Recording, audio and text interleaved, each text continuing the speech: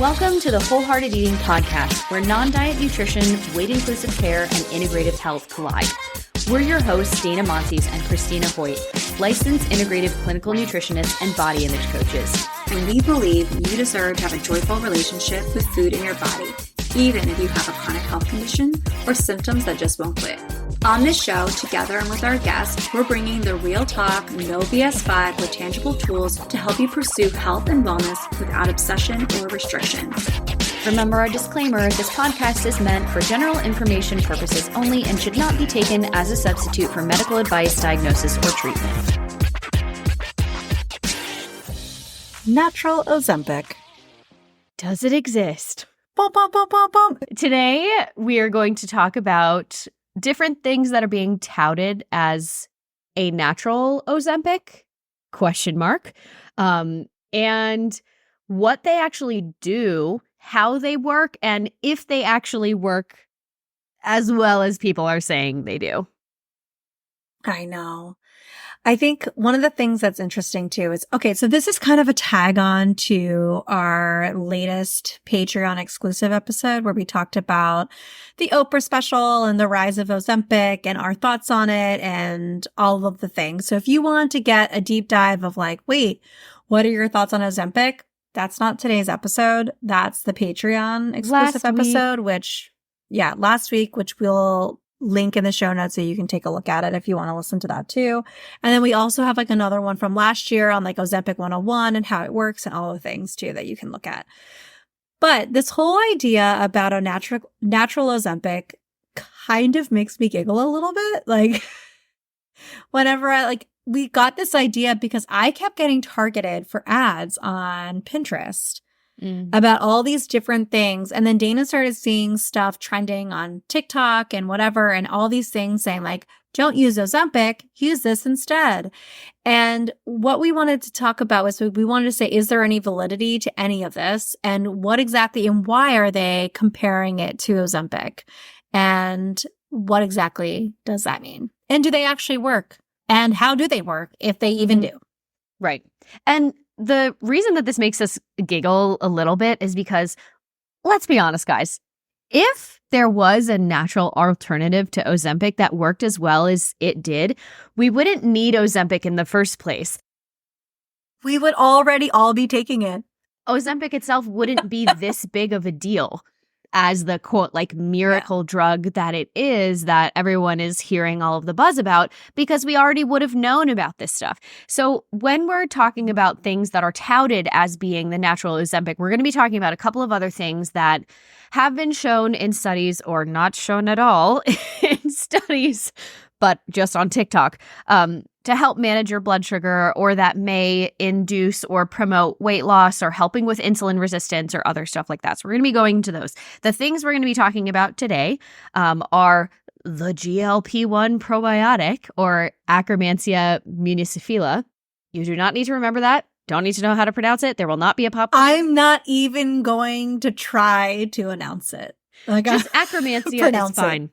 If you say Akkermansia, which is a weird one, it's an Akker, Akkermansia. Yeah, you'll start, if people truly start to dive. It reminds me of a Harry Potter spell is what it sounds honestly, like. It could be ridiculous. That needs to be the Instagram video that we use to promote this. I'm going to write down that timestamp. Hold on. 1 sec. Acrobatia! Oh my gosh. So if people truly start to dig into the research about why are these things Ozempic-like, a lot of them, the commonality is they have some kind of beneficial effect on Akkermansia, which has been shown in some studies to be beneficial for helping with insulin resistance, reducing inflammation, yada, yada, yada. We're going to get there. So the things that we're going to be talking about are Akkermansia, berberine, a trend on TikTok right now called Ozempic, and then also continuous glucose monitors. So those are the big four that we're going to be talking about today, with some bonuses actually, because we're going to be talking about why aren't more people talking about this if we're going for natural alternatives to help manage blood sugar? Not that we're trying to give these drug companies any ideas, because they don't need it. But yeah, I think one of the things too is I think we need to define what they're defining as working, right? Like they're comparing it to Ozempic because they want you to buy their product because they want you to believe that it's going to give you the weight loss benefit that Ozempic does. But Ozempic, they don't really know why it's leading to weight loss other than it slows gastric emptying a little bit, which they think obviously slows down how much you eat. And then also too, there's a mechanism. There's some impact on hormones and the hypothalamus that obviously plays a big role in our metabolism and hormones and blah, blah, blah, all the things that they don't really understand why it's doing it. But I think it's important to note that as part of this is that the reason why they're comparing it to Ozempic is because they want you to associate the Ozempic trend for weight loss with this product that they're selling. Right? Yep. Yeah, I agree. Let's talk about oats first because I have no bad I don't even know where you heard about this. So Instagram, of course, but apparently, so I think I mentioned to you all, or you will hear about this more in 2 weeks when we have two people come on who are eating disorder specialists from Australia when we're talking about social media and its impact on body image and different trends and stuff. So I first heard about this on Instagram, but apparently it's a booming hashtag on TikTok right now called ozempic. And so the craze is people are drinking this drink where you blend half a cup of uncooked rolled oats, a cup of water, lime juice, and a sprinkle of cinnamon. And they're touting this and saying that it's the natural Ozempic because if you use this as a meal replacement drink, which is extremely low nutritional value in this, by the way, low energy value, as a replacement drink for 3 to 8 weeks, you can lose something like 5 pounds a week, which, like, have we ever heard of a fad diet before? Dude, doesn't oat milk do this already? I mean, they're basically making oat milk with lime juice. Yeah, that's all it is taking your oat milk you know what and this squeezing is? Some lime juice. It's an oat milk margarita.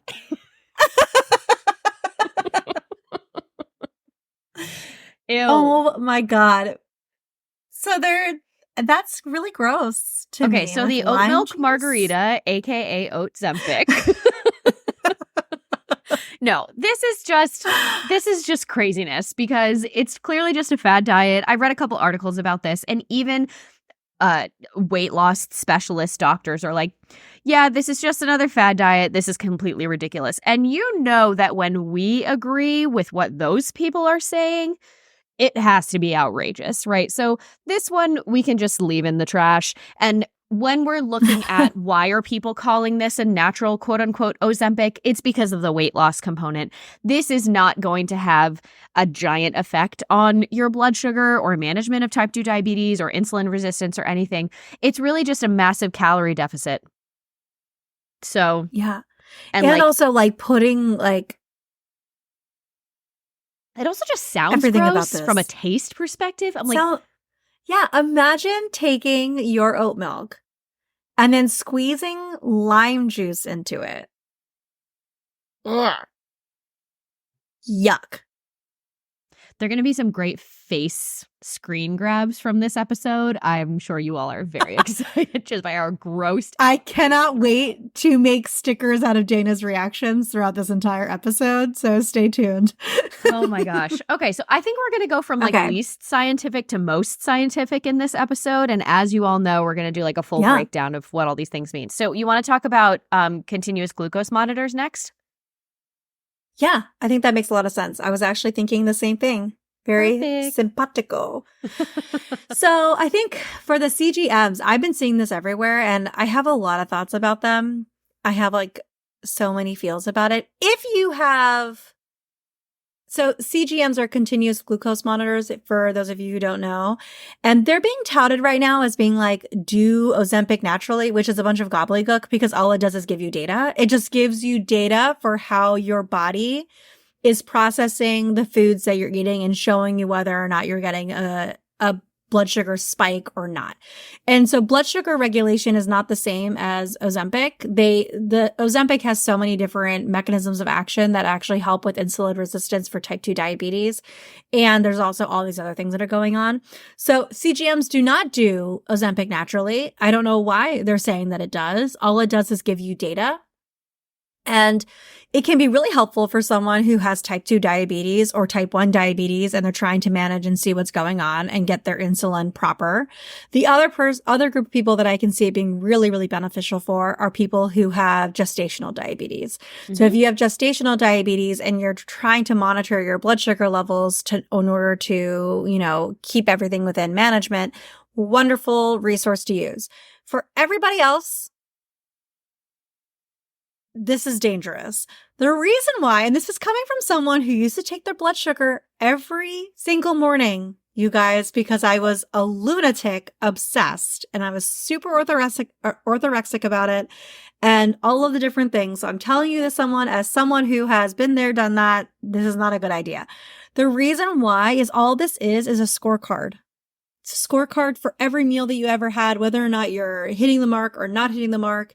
And we already know that our blood sugar can fluctuate based off of the things that we consume. We already know that. So this is not that shocking.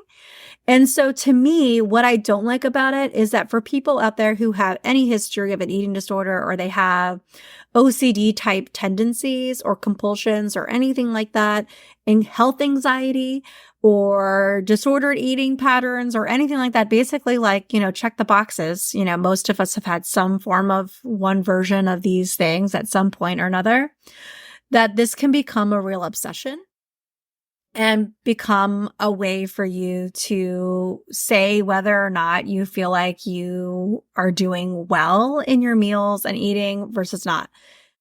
I will say, though, that it can give you some data. That's what it's there for, right? There are some people who can handle that kind of thing and get the information and then they can let it go and move on.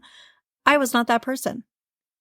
That is a rare kind of person, I would say, because rare kind of person.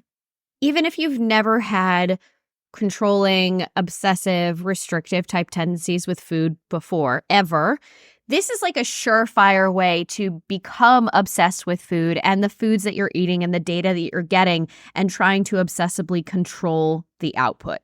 So I really don't recommend this for anyone, except if you have diabetes, of course, then this is a very helpful tool. And if you did have diabetes and you had to use this, it's still very easy to become obsessed with those numbers. But given that condition, it's kind of a necessary evil. And then it would be great to work with someone who can help you kind of neutralize the feelings and stuff that come up with this while you're learning how to manage your blood sugar.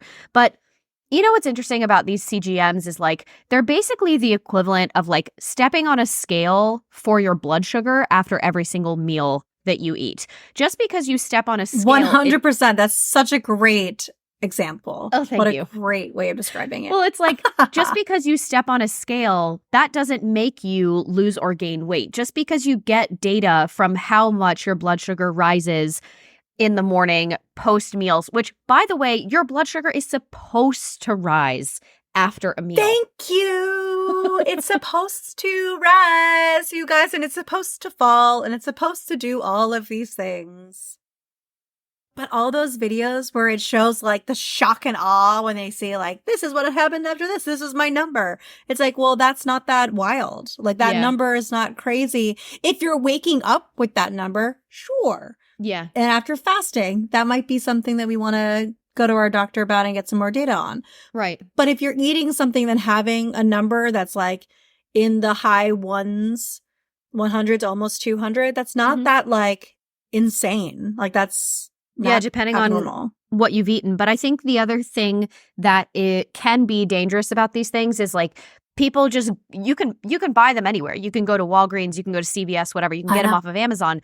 But what that means is you can start taking your blood sugar levels without having any frame of reference for like what is a pretty like normal or optimal range that my blood sugar would be rising after eating specific amounts of specific foods. Because if you're like, oh my gosh, I ate this thing and it spiked so much. And it's like, well, actually, most people, when they eat that food, it also spikes that much. That doesn't mean that you are insulin resistant. That doesn't mean that there's anything wrong with you. That's a normal and natural response for your body. But if you don't have that education or someone walking you through it, we can easily see how this would lead to a lot of fear and a lot of restriction. On the flip side of this, where you could get some really interesting data and where if you are someone who had to use CGMs, where we could start to neutralize these blood sugar spikes and our feelings around them is not enough people talk about how there are so many non-food factors that spike your blood sugar, like stress, like high-intensity exercise, like not sleeping enough, like being sick or getting an injury or other things like that. Drinking a cup of coffee on an empty stomach. How did I forget to mention that? That's like my freaking bread and butter. But that too. So there are so many different things. There was this really interesting study a couple of years ago about, funny, CrossFit athletes that were doing like an intermittent fasting, ketogenic, blah, blah, blah, blah, which is a horrible combination, by the way. With all the athletes that I work with, I would be like, oh my gosh, please never do that again. But the really interesting thing was they checked their blood sugar before a workout and then after a workout. They haven't eaten anything. They haven't had any electrolytes that have additional carbohydrates for sport or anything like that. Their blood sugar was higher after the high intensity workout. And these people are like, what? How could this be possible? The whole reason that I'm doing this intermittent fasting, keto, blah, blah, blah, working out, all the things is to lower my blood sugar. Well, yeah, your blood sugar rising in response to an acute stressor like an intense exercise is exactly what's supposed to happen because you're taking the stored energy from your muscles and pumping that into the bloodstream so that energy can be used. So that's just another thing to keep in mind here. CGMs. Really great tool. Are not a natural Ozempic at all. And they're not doing it. Like, no. That's just the thing. And I think it goes back to, like, if this, quote unquote, going back to worked, the way that people are describing working here, and they're comparing Ozempic to the weight loss.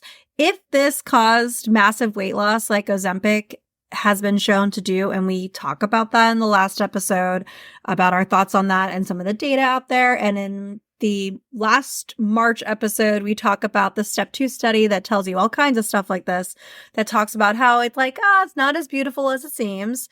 I think one of the things too is like to remember that if this were something that was already available and readily available, and CGMs, I'm pretty sure you can cover your HSA with and all kinds of different stuff with, dude, we would already be doing it, and we wouldn't need Ozempic, like Dana said earlier on in the episode. So to me, I feel like it's just another way to obsess, the same way as obsessing over your heart rate or anything like that, where you can become obsessed with the data that you're getting. Can it be useful to get data sometimes? Absolutely.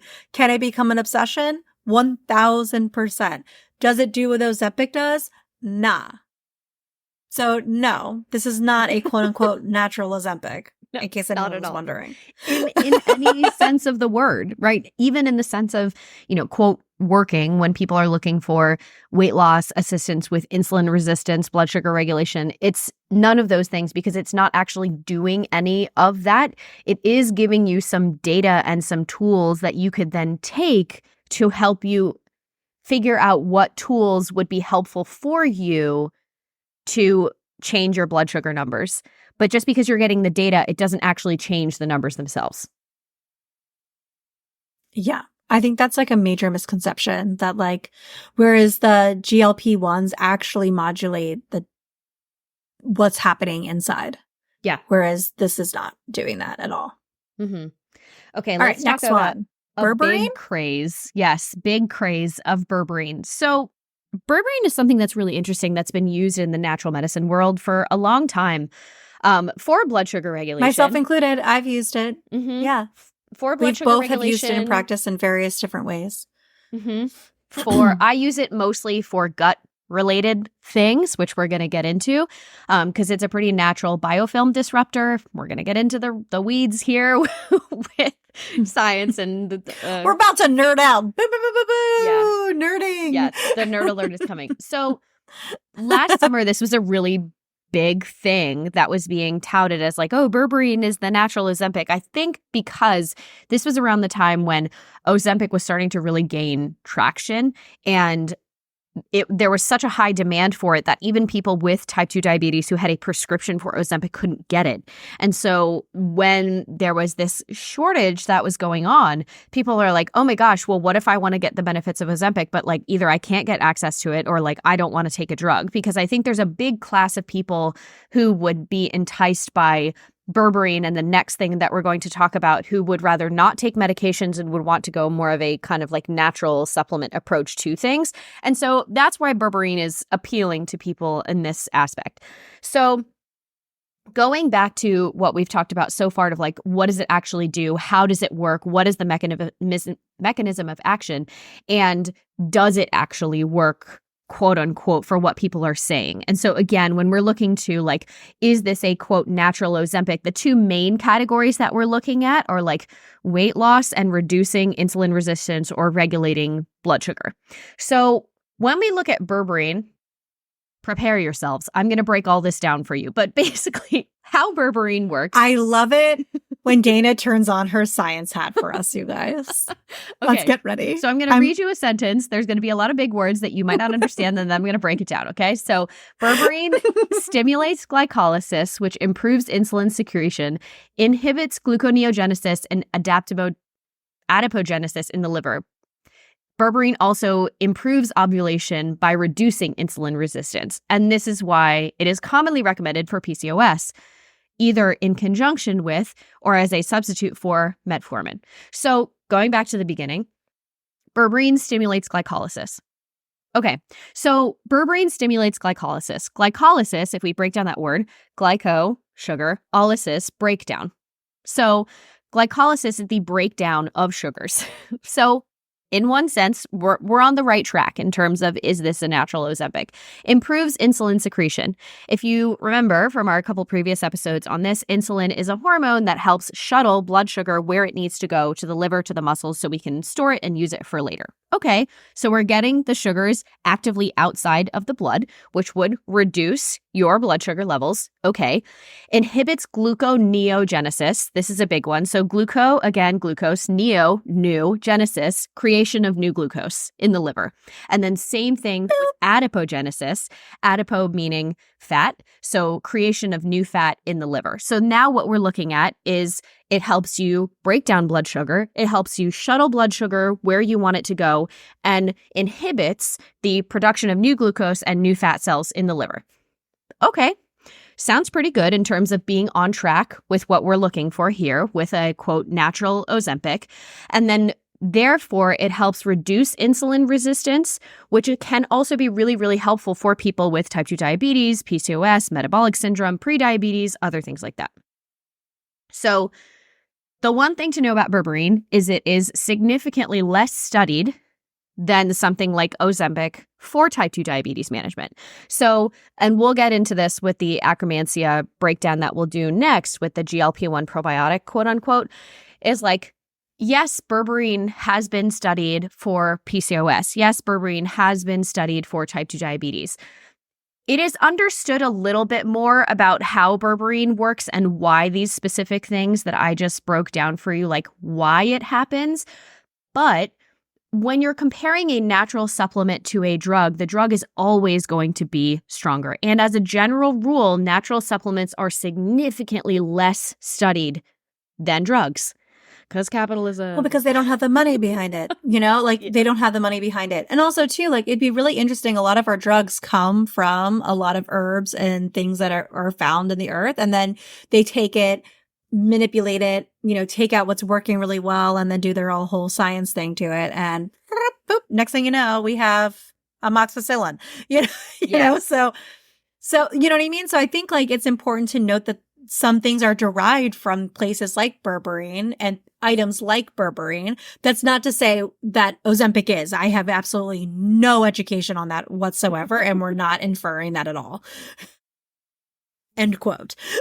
But I do think it's important for people to remember that, you know, they don't study that as much because they're not doing it because it's not funded by big pharma in order to do that, because big pharma is going to take some of these things and turn it into a drug that they want to patent and sell for a specific condition.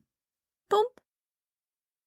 Berberine is also a very potent, both prebiotic and antimicrobial. So it affects the gut microbiome. So plus side and then minus side. So the plus side is the prebiotic, which means it's food for your beneficial bacteria that positively affects the growth of Akkermansia. Ding, ding, ding. We're going to be talking about this next. So the next one. Yes, that is a connection that we're going to dive into. But on the negative side of things, this was another craze on TikTok last year, and I'm sure it's like still kind of going on, but the trend has significantly decreased because, quite frankly, people were pooping their pants. Because anytime that you have something that makes changes to the gut microbiome, what? Do you like how casually I said that? Yes, it was. Please don't edit this out. People like how casually said, well, quite frankly, people were pooping their pants. It's true.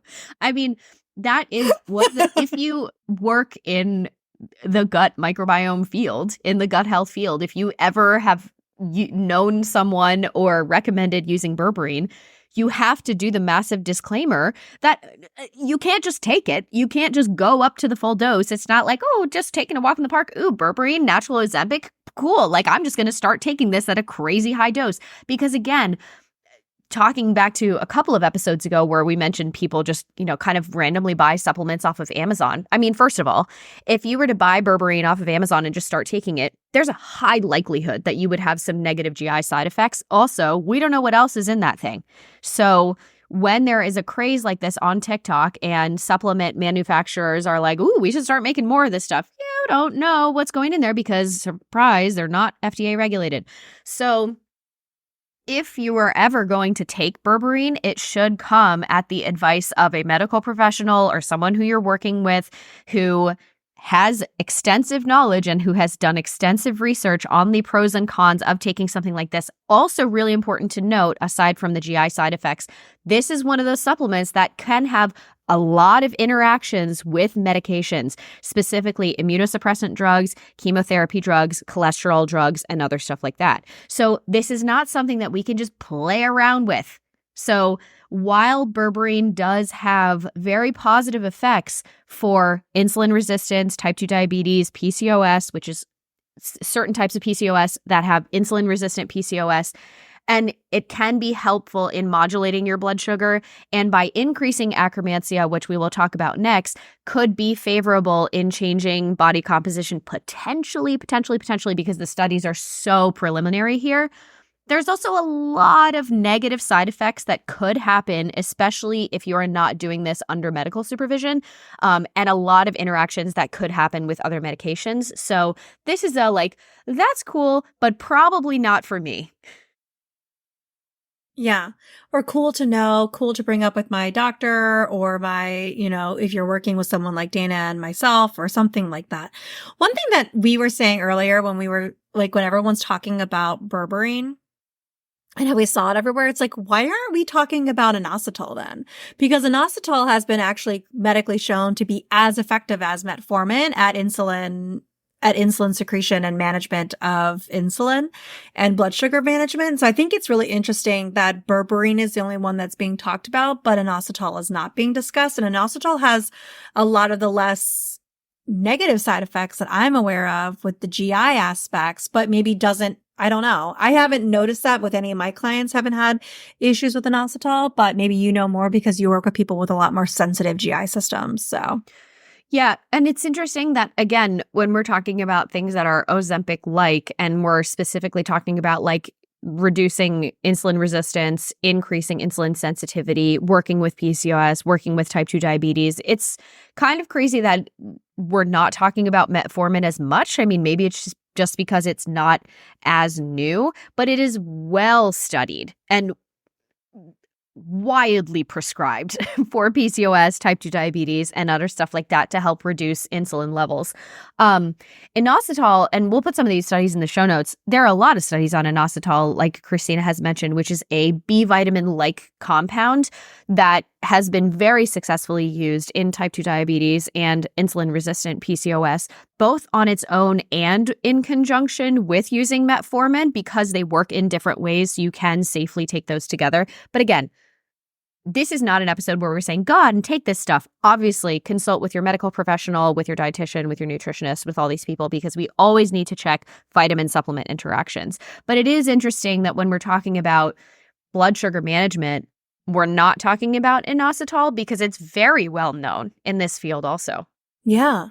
Well, I think part of it is that the reason why they're not talking about metformin and the reason why they're not talking about inositol is because people have already been taking it and it's really, really well researched, and people are not like talking about how they're losing a crap ton of weight on it.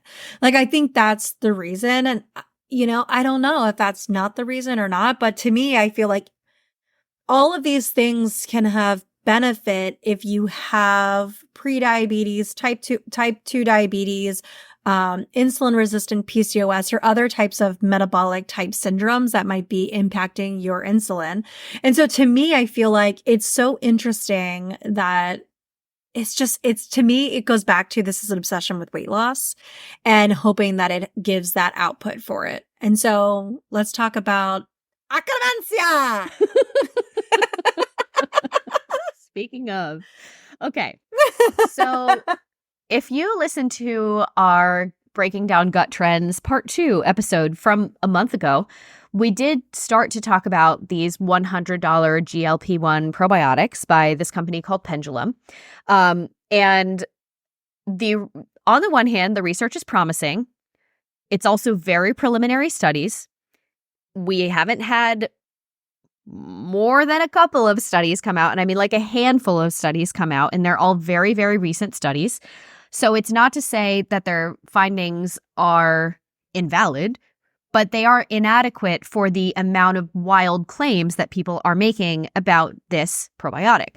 And one of the main issues that we had talked about that we had with this company currently is that a lot of the statistics that they are promoting on their website, like 91% of people reported reduced cravings and whatever, that is all based on customer feedback and not based on studies.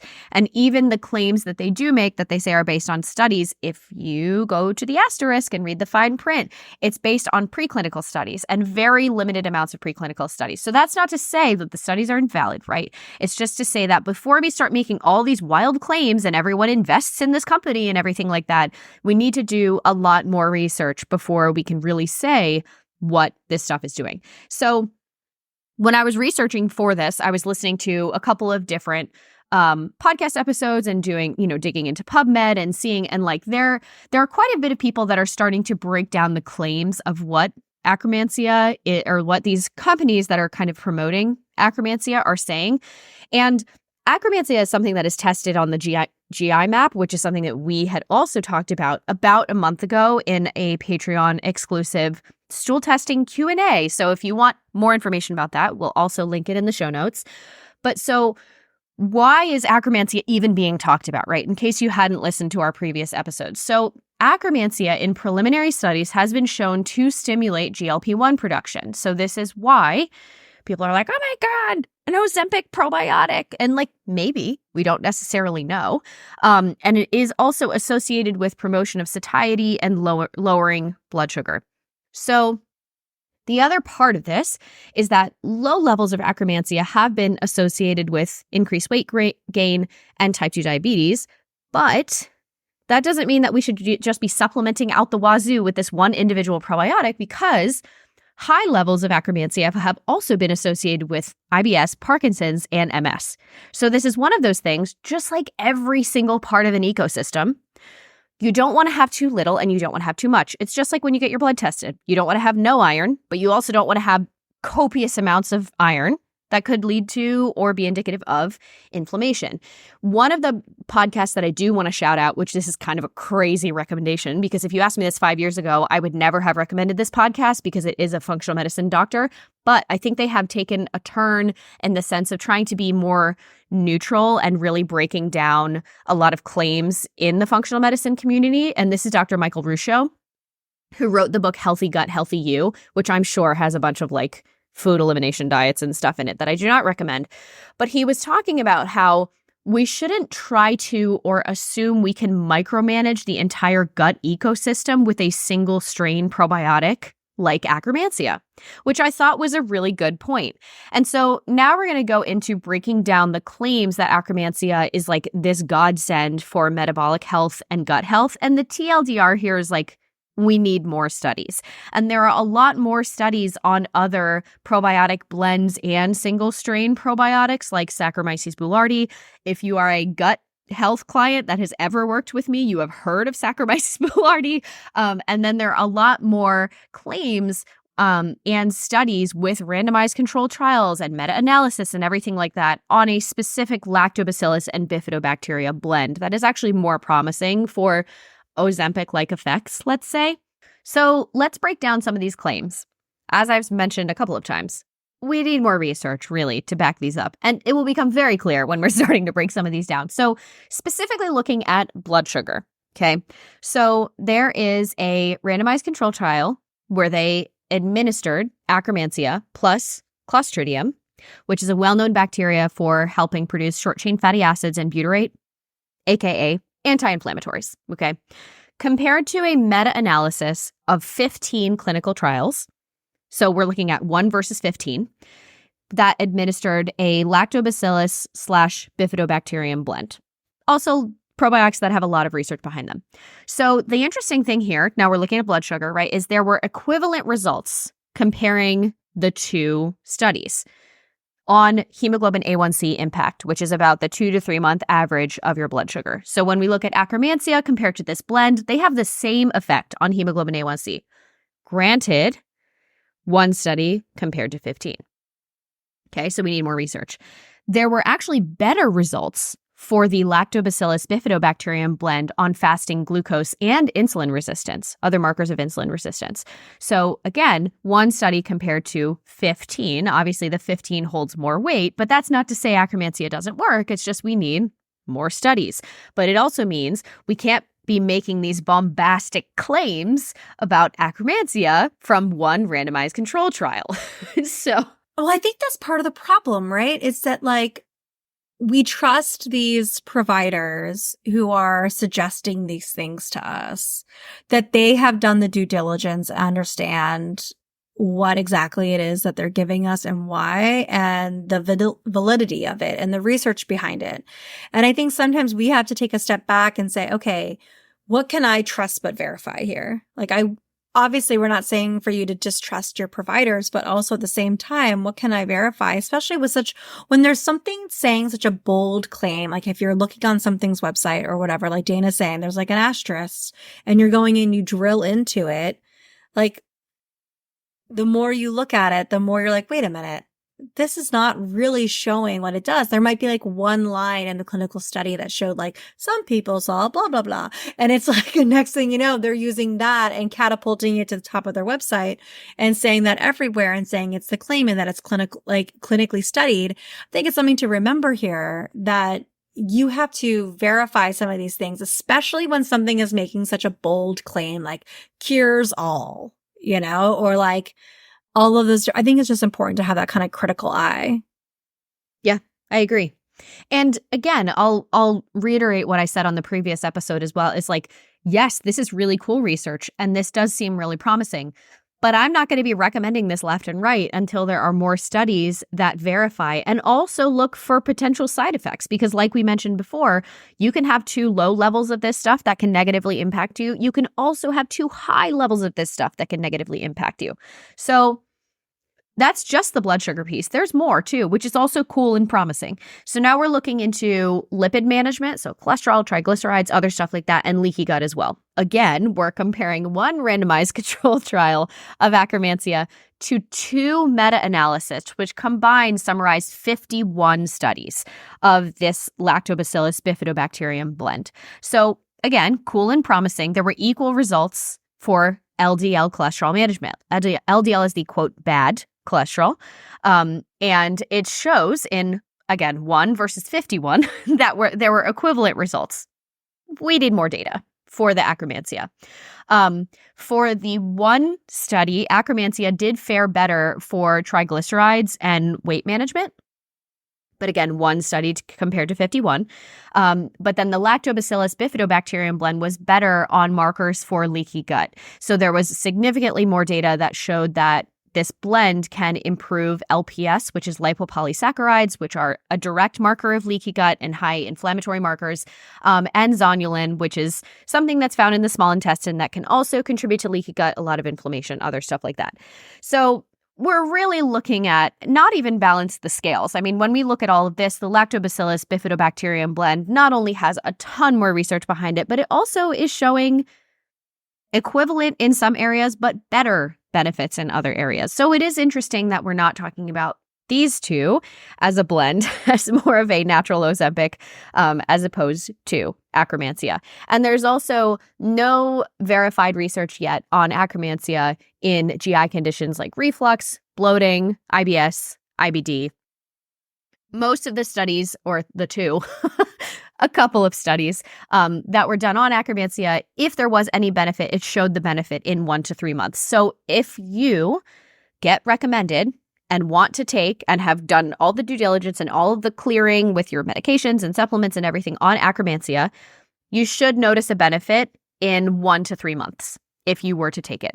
So the TLDR is like, we need more studies. This is really cool and promising research, but we need more information. And especially these websites that are making these like bombastic claims, you need to make it more bold that the percentages and all of these great things that you're showcasing on your website are based on customer feedback and not based on actual studies, or the things that are based on actual study, singular, are preclinical studies, right? So there's a little bit of deception going on while the research is promising. We need more of it before we can really verify these claims.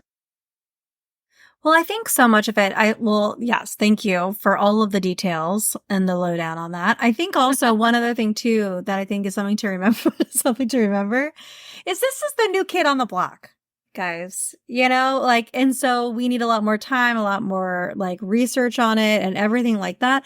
But the reason why these things get like blasted everywhere is because it's the new kid on the block. It's the shiny new toy that everyone's talking about. And it's like new and interesting. And this preclinical study seems promising. And so people get super pumped about it. And so I would be wary about anyone who's like talking about it a ton and telling you that this is the thing that you need to be doing, because all that's sharing with me is that they're excited about one study, and one study is not applicable or even showcasing everything. And so I think that that's something to kind of remember too, is like, it's cool to be excited about something, but it's not cool to blast something and tell everybody to be taking it. Yeah. And going again back to that quote of like, we shouldn't be trying or expect that we can manage an entire ecosystem just based on one thing, because either it's not going to have a significant effect or it's going to have a huge effect that is most likely going to throw off other stuff. So in this situation, like there are, I don't know a percentage on this, but if I was to think about the number of GI map stool tests that I've done, there are a lot of times that the Akkermansia level is less than DL or below detectable limit, which is effectively 0 because we're testing down to 1 gram of stool. Yeah, that's significant. And I'm going to be looking for, okay, given that this is low, what are these symptoms? What are the signs? What are the other things? Do they match up with this client's medical presentation, with their symptoms, with other things like that? And there are plenty of ways that you can work on increasing Akkermansia, but also the general diversity of your gut microbiome actually naturally, without doing a single strain probiotic. There's also ways that you can increase the diversity of your gut microbiome without doing that single strain probiotic and doing other supplements.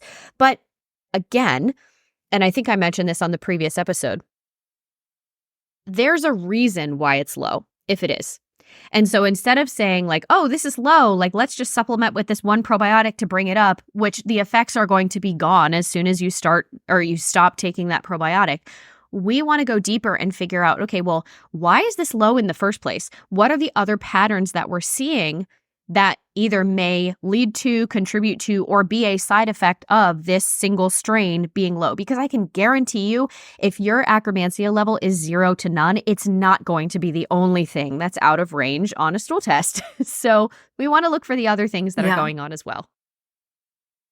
I also wonder too, Dana, as someone who like goes into all of the stool tests like all day, every day, all day, every day, basically, these are only the bacteria that we know about. So to me, I feel like there's so much in our GI ecosystem that we don't even know the names of yet, that have not even been named. And so to me, I really agree with that doctor saying like, you can't just go take one thing and expect it to fix the entire ecosystem when we don't know all the different factors in the ecosystem. Like when you think about a garden, yeah, this fertilizer might be really great for this plant, but if it's close to this one and we're cross-pollinating and all the different things and how it impacts it, the whole garden itself could get impacted by this one thing. And it could be positive, it could be negative, it could be neutral towards the other things. But until we know what else is there, you don't really know how something, taking a single strand of something can impact everything else. And that just makes a lot of sense to me. So we don't even know all the things that are in our gut already. So to me, it just feels like a little like, ooh, to go and be taking something thinking that it's going to fix everything. Yeah. Well, talking about the gut microbiome and how much we know about it is kind of like talking about space. We know a lot about our universe and our galaxy. And there's so much that we don't know about our galaxy, but, you know, we're gradually making more and more progressions in, you know, knowledge and the range that we have to explore space. But there are infinite amounts of space and other galaxies that we have no idea about. And so the really cool thing is like gut microbiome research is relatively new. I mean, of the last 10 years, and there's the Human Gut Microbiome Project, and there's a ton of new research that's coming out like every single day, basically, which is awesome. And there's so much more that we don't know, which is also kind of cool as someone who works in this field, because it's like, wow, this is a constantly evolving field that we don't know much about. But it's also kind of like, you know, we can do stuff with the information that we have and also be like, okay, well, we have no idea about any of this other stuff. And that's not to say all of the studies on the gut microbiome don't matter, are invalid, because there's so much more that we don't know. We're trying to make progress here. Yeah. Yeah. And I think it's also interesting to kind of think about it from that perspective too, like as exploring space, right? Like you wouldn't ignore some of the things that we already know just because we don't know everything. Like when that comes down to anything, that is something. But I do think it's important to be reminded that this is just one thing in a really big system that we don't know everything about yet. And we may never know everything about. So I think that's just something to remember, especially when we're coming with a critical eye. It's cool to be excited about the new kid on the block, but also remember like, okay, this is the new kid on the block. Let's wait and see what comes out of these preclinical trials, what happens later before we start jumping onto a whole bandwagon and saying like, this is the new thing, because we might find out later that, oh, we were wrong, you know, or something later on. You never know. All right. So to sum it all up, we've been talking about natural Ozempic. Does it exist? Talking about specifically 4 different things about oats and Ozempic, the craziness. You've heard us break that down. Talking about continuous glucose monitors. Talking about berberine. And then Christina's favorite thing ever, the probiotic Akkermansia, which she thinks sounds like a Harry Potter spell. Because it does. Guys, just try saying it. Acromancia! Like it seems like something from Harry Potter. And every time I see it in the way that it's written, all it does is give me real Harry Potter vibes, which feels like us. But also listen to the rest of the episode because we are not suggesting that everyone needs to be taking acromantia, even though it's super fun to say. And you want to wave a wand when you say it. And they would like you to think that it's waving a wand when you're taking it, but it is not. Would. So we do not have enough information yet, but it is hella fun to say. Also, for all of you who are listening to this and not watching this, Christina is literally doing wand waving motions when she is describing this. I wish I had the wand that you gave Elodie for her birthday last year handy, because it really does look like a Harry Potter wand. And it just makes me feel like, it really gives you the vibe. And I feel like, okay, look, I have a makeup brush. Okay, so here's what I would love to know. Because we obviously haven't heard about all of the trends. Let us know what you have been hearing about in terms of natural Ozempic alternatives and other stuff like that. Oh my gosh, there has to be. There is a lot more that we haven't heard of. 1000%. There's got to be tons. I mean, a lot of these are ones that we were targeted about, heard about, clients brought to us and asked us questions about. So to me, there has to be like a gazillion other ones that people are hearing, and we would love to hear your thoughts and what you're checking out and hearing about. So you can email us, hello@wholeheartedeating.com. You can find us on Instagram. We would highly recommend, if you're interested in hearing our very nuanced thoughts on the Oprah Ozempic special and how influencers that are being reached out to by Ozempic and Wegovy and what this means for body positivity in general, and how the Weight Watchers CEO even made an apology. So if you want to listen to that, all of that will be linked in the show notes. Like Christina mentioned before, we'll also link the kind of intro to Ozempic and GLP-1s episode that we did last year, and the gut trends episode from a month ago if you want to listen to that. And there's plenty more on this coming soon, so stay tuned. Hey friends, it's Dana, and thanks so much for listening to the Wholehearted Eating Podcast today.